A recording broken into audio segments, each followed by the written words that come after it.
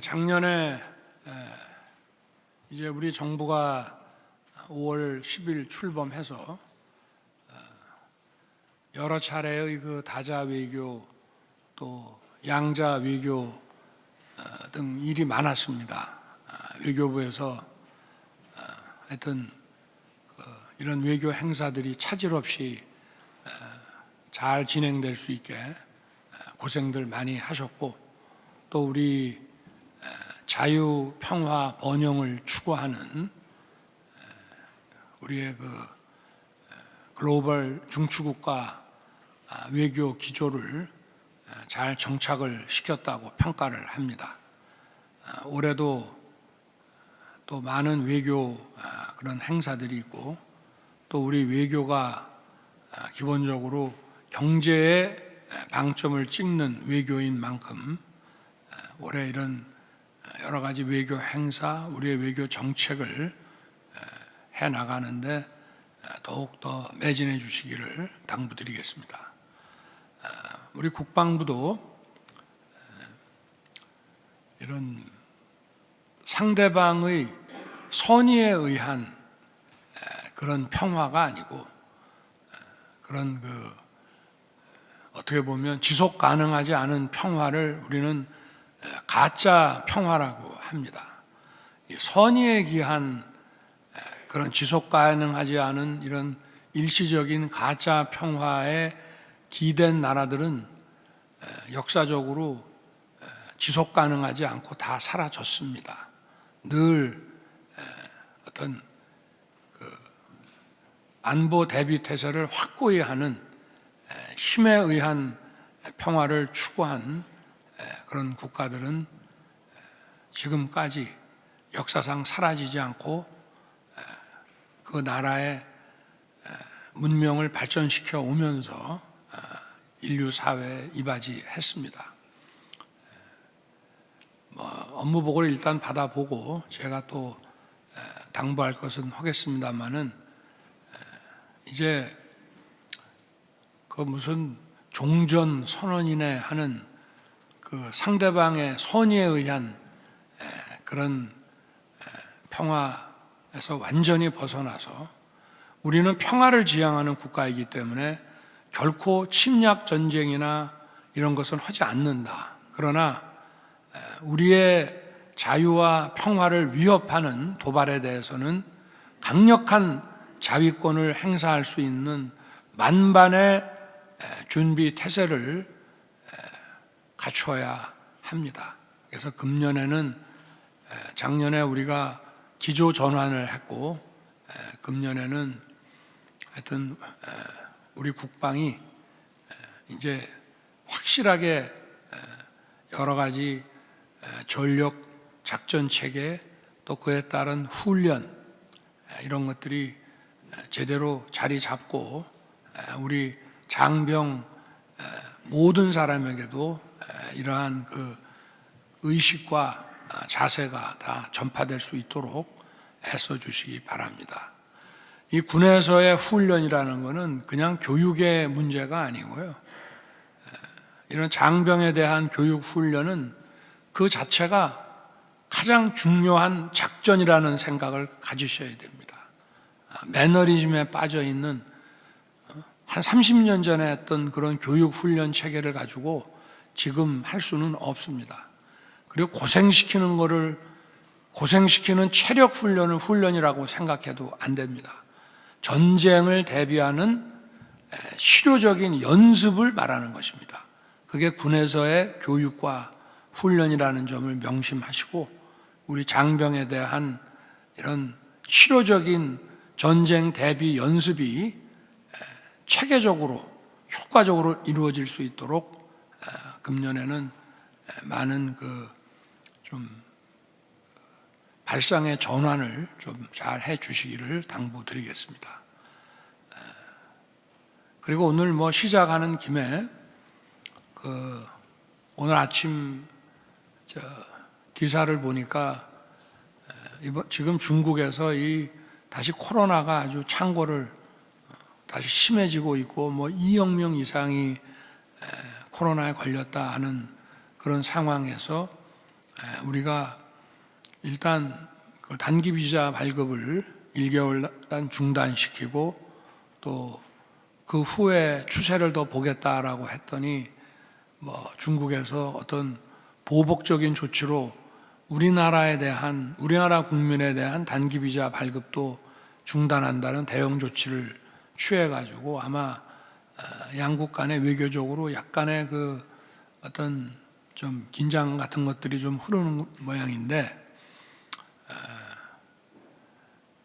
그럴 필요는 없다고 생각합니다. 이거는 외교 문제도 아니고 경제 통상 문제도 아니고 그냥 자국 국민을 보호하고 만약에 그 어디에서 전염병이 창궐했는데 그쪽에 있는 국민들을 우리가 대거 받아들인다고 하면은 우리나라 국민들의 보건도 무너질 뿐 아니라 경제 통상이라는 것도 있을 수 없고 우리의 안보까지 흔들리게 됩니다.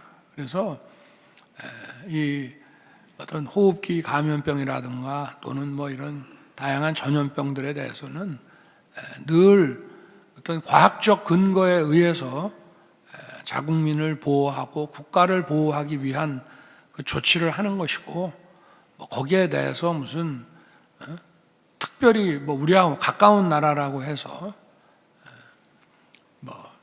좀 여유 있게 출입국 관리를 좀 유두리 있게 해주고 또 우리가 좀 아무래도 이런 동맹 관계가 아닌 나라라고 해서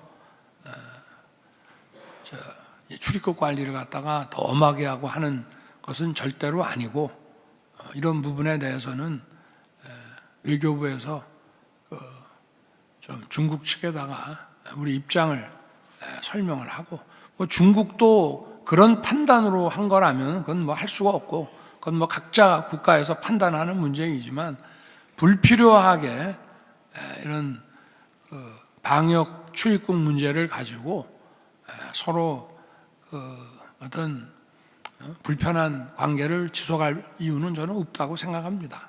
만약에 저쪽의 상황이 나아져 가지고 우리가 단기 비자를 발급하고 또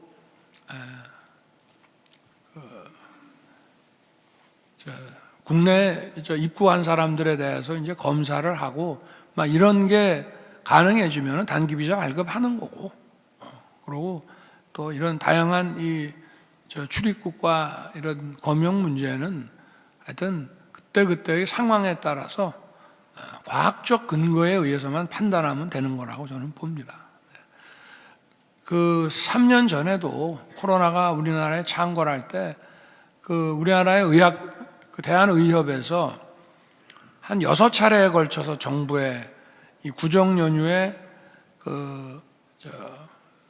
중국인들의 국내 여행을 좀 차단을 하지 않으면 큰일 난다고 한 모양인데 또 이 중국과의 외교 문제를 생각해서 아마 그거를 출입국 통제를 하지 않고 풀었다가 우리가 얼마나 많이 어려운 일을 겪었습니까?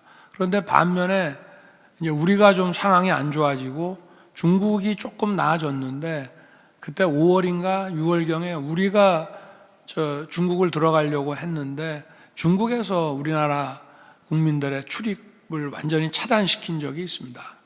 그건 각자 그 국가에서 판단하는 문제이기 때문에 거기에 대해서 상대국이 뭐라 그럴 거는 아니고 우리 역시도 그런 기조에 의해서 판단하면 되는 것이고 외교부에서는 이런 것이 불필요하게 다른 문제로 비화되지 않도록 잘 설명을 해주는 그런 성의가 필요하지 않겠나 싶습니다. 의식과 자세의 훈련은 그 자체가 가장 중요한 실효적인 전쟁 대비 연습이 이영룡 이상이 코로나에 걸렸다는 발상의 전환을 지금부터 외교부와 국방부의 2023년 연두 업무보고 사후 합동 브리핑을 시작하겠습니다. 오늘 브리핑은 온 카메라이고 전체 실명 인용 가능합니다. 외교부 장관과 국방부 장관의 모두 발언에 이어서 질의응답 시간을 갖는 순서로 진행하겠습니다. 먼저 박진 외교부 장관의 모두 발언이 있겠습니다. 네, 여러분 반갑습니다. 박진 외교부 장관입니다. 먼저 오늘 대통령께 보고드린 올해 외교부 업무 계획의 주요 내용을 말씀드리고 이어서 대통령님의 당부 말씀도 말씀드리겠습니다. 외교부는 오늘 업무 보고에서 우선 급변하는 국제 질서와 글로벌 복합 위기에 대처하기 위해서 선제적 대응과 능동적 외교를 추진하겠다는 말씀을 드렸습니다. 특히 가치에 기반한 국제 연대를 강화하는 것이 우리의 국익을 확보하는 길이라는 점을 강조하였습니다. 윤석열 정부의 국정 목표 중에 하나인 자유, 평화, 번영에 기여하는 글로벌 중추국가 신원을 위해서 2023년 외교부와 선봉에 서서 최선을 다할 것입니다. 특히 세 가지 핵심 과제에 중점을 두겠다고 보고했습니다. 첫째, 올해는 우리 외교 역사상 최초의 포괄적 지역 전략인 인도-태평양 전략의 실행의 원년이 됩니다. 인태 전략은 우리나라가 더 이상 한반도라는 또는 동북아라는 지정학적인 틀에 갇혀 있지 않을 것을 선언한 것입니다.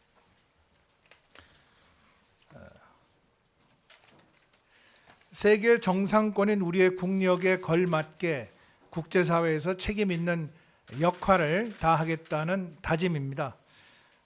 인태 지역과 세계의 자유, 평화, 번영에 적극 기여하겠다는 우리의 강력한 의지입니다. 외교부는 포용과 또 신뢰와 호혜 3대 원칙을 바탕으로 규범과 규칙에 기반한 인태 질서를 구축해 나가겠습니다. 올해 우리나라가 처음으로 개최하는 한태평양 도서국 정상회의가 바로 그러한 노력의 일환입니다. 둘째, 외교부는 국제사회와 함께 북한의 완전한 비핵화를 향해 나아가겠습니다. 업무 보고에서 이어진 토론에서 이석 KDI 북한 경제연구실장은 북한의 전례 없는 수준의 도발과 핵 위협을 악화 중인 북한 경제에 대한 정치적 도피처로 평가했습니다. 도발과 핵 위협을 악화 중인 북한 경제에 대한 정치적 도피처로 평가를 했습니다. 이 실장은 북한이 아무리 발버둥 쳐도 국제사회가 북한의 핵 보유를 인정하는 일은 절대 없을 것임을 깨닫게 해야 한다고 강조하였습니다. 정부는 담대한 구상을 바탕으로 빈틈없는 한미 공조의 기초 위에서 국제사회와 연대를 강화해 나가겠습니다. 무엇보다 북한의 핵과 미사일 위협을 확실히 억제할 것입니다. 정부는 미국의 확장 억제 실효성을 제고하기 위해 2+2 장관회의, 확장 억제 전략협의체 등 한미 외교, 국방, 공조 체제를 더욱 공고화하겠습니다. 만약에 북한이 7차 핵실험과 같은 중대한 도발을 감행한다면 정부는 유엔 안보리를 통한 국제연대와 독자 제재를 포함해서 전례 없는 대응을 할 것입니다. 토론에 참여한 문종현 이스트 시큐리티 센터장은 북한이 공공뿐 아니라 민간을 대상으로 전방위적인 사이버 공격을 펼치는 중이라고 지적하였습니다. 문 센터장은 사이버 공격에 효과적으로 대응하기 위해서는 민관 협력과 함께 국제 협력이 중요하다고 하고 우리 국민들의 경각심도 높여야 한다고 강조했습니다. 정부는 북한이 불법 사이버 활동을 통해 국제 제재망을 우회하여 핵과 미사일 자금을 조달하는 행위를 차단해 나가고자 합니다.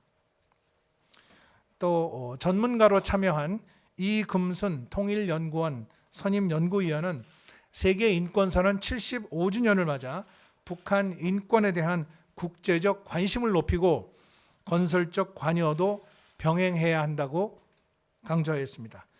정부는 출범 후에 북한 인권 국제협력 대사를 임명했습니다. 그리고 유엔의 북한 인권 결의안에도 공동 제안국으로 복귀했습니다. 그간 등한시되었던 북한 인권 문제에 대해서도 더욱 크고 분명한 목소리를 내고 국제사회와 연대해 나가겠습니다. 셋째, 외교부는 우리 경제를 살리는 외교를 집중적으로 추진하겠습니다. 우리 인프라, 또 건설, 방산, 원전의 해외 진출을 전폭 지원하고 가치를 공유하는 국가들과 연대하여 수출에 유리한 환경을 조성해 나가고자 합니다. 인도 태평양 경제 프레임워크 등 새로운 협력을 통해 능동적으로 국익을 추구하겠습니다. 공급망 안정을 위한 다변화를 지원하고 해외 리스크를 조기에 감지하고 또 현장 중심의 신속 위기 대응을 시행하고 핵심 광물 안보 파트너십 등 에너지 자원 외교도 강화하겠습니다. 토론에 참석한 정인교 인하대 교수는 경제 안보 리스크 관리가 우리의 수출 5대 강국 도약의 관건이라고 하였습니다. 안기현 한국반도체산업협회 사무국장은 미국, 일본, 유럽 등의 반도체 공급망 자국화 현상, 미중 경쟁 등 해외발 리스크의 선제적 파악과 또 체계적 대응을 정부에 주문했습니다. 정부는 첨단 과학기술 분야에서 주요 선진국들과 긴밀히 협력하고 국제 규범을 선도하는 과학기술 외교를 적극 추진할 것입니다. 토론에 참석한 박인식 한국수력원자력 수출사업본부장은 중동 그리고 동남아 등 사례처럼 국가가 대규모 사업을 주도할 때 현지 사정을 파악하기 위해 외교부 지원이 중요하다고 강조했습니다. 외교부는 원스톱 수출 수주 외교 지원 TF팀을 운영하겠습니다. 본부와 제외 공간 간의 협력을 통해서 활발한 세일즈 외교를 펼치겠습니다. 전 제외 공간을 수출 전진 기지화하겠습니다. 공간 내 수출 전략 담당관을 지정하여 수출 확대 방안을 마련하고 주기적으로 점검할 것입니다. 또한 코리아 원팀의 일원으로서 2030년 부산 세계 박람회의 성공적인 유치를 위해서 올해 더 적극적인 노력을 기울이겠습니다. 이상 세 가지의 올해 그 핵심 과제들을 대통령께 보고 드렸습니다. 이것은 물론 미국, 일본, 중국 등 우리 주변국들과의 관계를 강화해가는 가운데 충실히 이행할 예정이라고 말씀을 드렸습니다. 특히 올해 동맹 70주년을 맞는 미국과는 작년 5월에 한미 정상회담을 통해서 격상된 한미 글로벌 포괄적 전략 동맹을 안보, 경제, 기술, 인적 교류 등 모든 분야에서 내실화하여 행동하는 동맹으로 구현할 것입니다. 끝으로 최근 우리가 중국에 대해서 취한 코로나 관련 방역 조치는 우리 국민의 생명과 안전을 최우선으로 하고 과학적 그리고 객관적 근거에 기초한 조치라는 점을 보고하였습니다. 보고를 듣고 윤 대통령께서는 우리 정부가 작년 5월에 출범해서 많은 양자 또 그리고 다자 외교를 통해서 자유, 평화, 번영을 추구하는 글로벌 중추국가 외교 기조를 잘 정착시켰다고 평가하였습니다. 이어서 대통령께서는 외교부가 보고한 전 제외 공간이 수출 거점 기지라는 마음가짐으로 일하면 정부가 지향하는 경제 외교를 제대로 이행할 수 있을 것이라고 하셨습니다. 또한 전 세계 제외 공간들이 우리 정부의 대표로서 경제뿐만 아니라 외교, 또 교육, 문화 등 여러 분야에 걸쳐서 열심히 뛰어달라고 당부하셨습니다. 그리고 북한의 도발에 대해서는 북한의 군사적 측면뿐만 아니라 정치, 경제, 사회 등 종합적 측면에서 북한의 정세를 정밀하게 분석한 기초 위에서 단호하게 대응해 나가야 할 것이라고 하셨습니다. 그리고 북한 인권과 관련해서 북한 인권의 정확한 실상을 국내는 물론이고 국제사회에 제대로 알리는 노력이 대단히 중요하다는 점을 강조하셨습니다. 또 우리의 방역 정책은 어디까지나 과학적 근거에 의한 자국민의 보호의 문제인 만큼 우리의 입장을 잘 설명할 것을 주문하셨습니다. 또 글로벌 중추국가 외교가 국민들에게 멋지게 선보일 수 있도록 외교 국방부처가 함께 노력해달라고 당부하셨습니다. 네, 이상 발언을 마치겠습니다. 감사합니다. 예, 다음으로 이종섭 국방부 장관의 모두 발언이 있겠습니다. 예, 반갑습니다. 국방부 장관입니다. 오늘 보고드렸던 2023년 국방정책 방향에 대해서 설명드리고 그다음에 보고 이후에 대통령님께서 말씀하셨던 당부의 말씀 내용 몇 가지 설명드리겠습니다.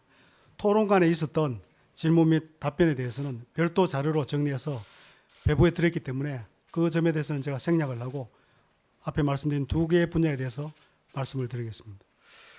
먼저 국방부가 보고 드린 내용 중에 핵심 부분은 튼튼한 국방, 과학, 기술 강군을 건설하겠다는 방향성을 잡고 힘에 의한 평화를 구현하겠다는 목표를 설정했다는 점을 말씀을 드렸습니다.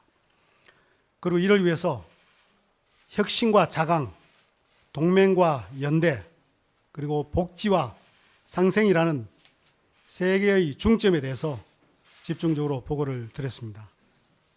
특히 이번 업무보고에서는 북한의 비대칭 위협에 대한 우리 대응 능력을 확충하는 것과 또 세계 4대 방산 수출국 도약을 위한 기반 조성을 위한 여러 가지 전략들에 대해서 보고를 드렸습니다. 그중에서 핵심적인 사항 위주로 보고를 좀 드리겠습니다. 설명을 드리겠습니다. 첫 번째는 북한의 비대칭 위협에 대한 압도적 대응 능력을 어떻게 해서 갖출 것인가 하는 내용이 보고 내용의 핵심이었습니다. 그중에서 첫 번째가 한국형 삼축 체계를 확고하게 구축한다는 내용입니다. 여러분들 많이 아시겠지만 다시 한번 재정리한다는 차원에서 설명을 드리면 첫 번째는 타격 체계인 킬체인 분야에서는 지대지 미사일, 공대지 유도탄 이러한 것들의 보유량을 우선 대폭 늘리고 그 다음에 나아가서는 북한이 미사일을 발사하기 이전에 교란 또는 파괴할 수 있는 그런 작전 개념까지 발전시킬 것을 보고드렸습니다. 두 번째는 한국형 미사일 방어체계 KAMD 분야에 대한 보고인데 이것은 첫 번째는 우리가 북한이 발사하는 미사일에 대해서 요격할 수 있는 그런 탄 보유량을 일단 대폭 늘리고 두 번째는 장사정포와 미사일을 구분해서 효율적으로 요격할 수 있는 그러한 시스템을 구축하겠다는 점 또한 1차 요격 실패했을 때 한 번 더 요격할 수 있는 다층 방어 체계를 구축하겠다는 점 이런 것을 포괄적으로 하면은 복합 다층 방어 체계를 의미하는 것입니다. 이것을 구축하기 위해서 기반을 확고하게 올해 내에 구축하겠다 하는 점을 보고드렸습니다. 아울러 대량 응징 보복 체계인 KMPR 분야는 특히 고위력의 탄도미사일 이 능력을 획기적으로 강화하겠다는 점을 말씀드렸고 나아가서는 우리 특임여단의 전력도 또한 대폭 보강해야겠다 하는 내용을 보고를 드렸습니다. 방금 세 가지를 말씀드렸는데 이러한 능력을 제대로 갖추려면 정보 자산이 굉장히 중요합니다. 그래서 이 정보 감시 정찰 능력을 획기적으로 높이기 위해서 올해에 군정찰 위성 1기를 발사를 하게 됩니다. 그래서 최초로 우리가 군 독자 정찰 위성을 운용하게 됩니다.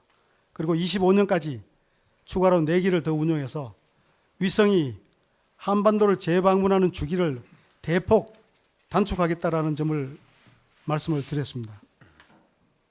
아울러 향후 저궤도 전술 위성군을 운용함에 있어서 필요한 기술 개발과 체계 개발을 가속화해 나가겠다라는 점도 보고드렸습니다. 아울러 최근 이슈가 되고 있는, 최근 쟁점이 되고 있는 북한 무인기 대응 능력 강화 부분도 포함해서 보고를 드렸습니다. 우선 현존하는 우리 대응 전력을 최대한 효율적으로 운용하기 위해서 작전 개념도 보완시키고 또 추가로 필요한 전력을 조기에 구축하겠다는 점도 보고드렸습니다. 아울러 우리가 대응 전력뿐만 아니라 우리도 소형 무인기를 대량으로 생산하고 또한 스텔스 무인기 그리고 드론 킬러 드론 이러한 것들도 개발해서 우리도 필요시에 좀 더 공세적으로 작전을 하겠다라고 보고드렸습니다. 또한 합동 드론 사령부를 창설하겠다는 점, 또 이 합동 드론 사령부를 통해서 여러 가지 목적을 달성할 수 있는 소위 다목적 부대로 발전시키겠다 하는 점도 보고드렸습니다. 또한 내년에는 전략사를 창설하게 되는데 이를 위해서 올해의 창설 계획과 또 운용 개념 이런 것들을 발전시키고 내년도에 창설 이후에는 전략 자산들을 효율적으로 그리고 어떤 억제 효과를 최대화할 수 있도록 운용하겠다라는 점도 말씀을 드렸습니다. 또한 한미 연합 연습 및 훈련도 대폭 강화하겠다는 점 포함이 되어 있습니다. 전반기 연합 연습은 11일 동안 전후반 구분 없이 연속적으로 시행함으로써 최초로 과거와 다른 그런 모습의 실전적인 그런 훈련을 하겠다는 점과 또한 연합 야외 기동 훈련은 독수리 훈련 이상 수준으로 그 규모와 범위를 확대해서 실시하겠다는 점, 또한 상륙 훈련은 최초로 사단급이 참여하는 그러한 한미 연합 상륙 훈련을 하겠다 하는 점도 포함이 되어 있습니다. 다음은 미국의 확장 억제 공약에 대한 실행력을 높이기 위한 방안에 대해서 중점적으로 보고드렸습니다. 4개 분야로 말씀을 드리면 우선 정보 공유 분야입니다. 이 정보 공유 분야는 과거와 달리 민감한 정보의 공유 범위를 획기적으로 확대해서 공유하겠다는 점인데 이 부분은 최근에 북한의 핵위협이 우리 한국뿐만 아니라 미국에도 심대한 위협이 되고 있다는 점에서 한미가 공감을 하고 있는 부분입니다. 두 번째는 공동 기획 분야인데 공동 기획 분야는 TDX라고 하는 맞춤형 억제 전략 이것을 10년 만에 이번에 개정을 할 겁니다. 개정해서 기획 단계부터 우리의 의지가 최대한 반영될 수 있도록 하고자 하는 그런 취지입니다. 세 번째는 공동 실행 분야인데 이것은 이번 2월에 북한의 핵 위협을 상정해서 확장 억제 수단을 운용하는 그러한 연습을 하는 소위 TTX라는 것을 실시할 계획입니다. 이것은 국방부 차원에서 하는 TTX인데 이것뿐만 아니라 올해는 최초로 5월에는 합참과 미측 군사 분야에서 군과 군 간의 별도의 TTX를 하고자 합니다. 이것은 과거 정책적 수준에서 했던 그러한 TTX보다 훨씬 더 구체적이고 실질적인 그런 TTX로 이해를 하시면 될 것 같습니다. 다음은 협의체계 분야인데 이것은 양국 국방장관 회담으로부터 시작해서 EDSCG나 DSC라든지 여러 가지 형태의 협의체계가 있는데 이런 것들도 실질적으로 이번에 발전시켜 나가겠다 하는 점을 말씀드리고 이런 부분은 지난해 2차례에 걸쳐서 양국 정상회담 간에 합의했던 사항들을 지난 SM 때 1차 종합적으로 정리를 했었고 올해는 그것을 실질적으로 그리고 구체적으로 이행을 하는 과정에 있다 이렇게 이해를 하시면 될 것 같습니다. 특히 이 확장 억제 공약에 대한 실행력을 높이는 방안에 대해서는 한미가 이견이 전혀 없다는 점을 다시 한번 강조해서 말씀을 드리겠습니다.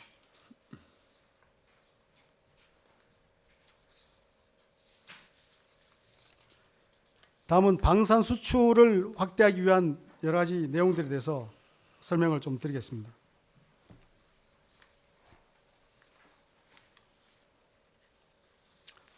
먼저 국방부가 할 수 있는 부분을 세 가지로 구분해서 설명드리면 첫 번째는 국방부 차원에서 어떤 지원 역할을 충실히 하겠다 하는 것입니다.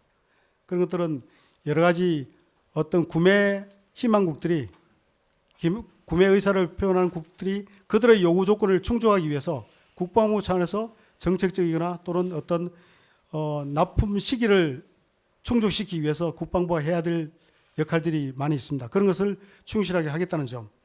그다음 포스트 세일즈 강화, 이 부분은 수출한 이후에도 지속적으로 후속 조치를 제대로 추진해 줌으로써 신뢰를 확보하고 또 그러한 신뢰 관계가 형성되는 것이 주변국들 또 다른 구매 희망국들에게도 전파가 되어서 신뢰를 더 높여서 또 다른 어떤 수출 계약을 이루는 데 도움이 될 수 있는 부분들이 있습니다. 그런 것들도 국방부가 적극적으로 추진하겠다는 점을 말씀드리고, 또한 도전적인 국방 R&D 환경 조성하는 것인데, 이것은 우리가 27년까지 국방 예산의 약 10%를 국방 R&D에 투자하겠다는 목표를 설정하고 하나하나 추진해 나가고자 합니다. 특히 올해부터 그 범위를 확대해 나갈 계획입니다.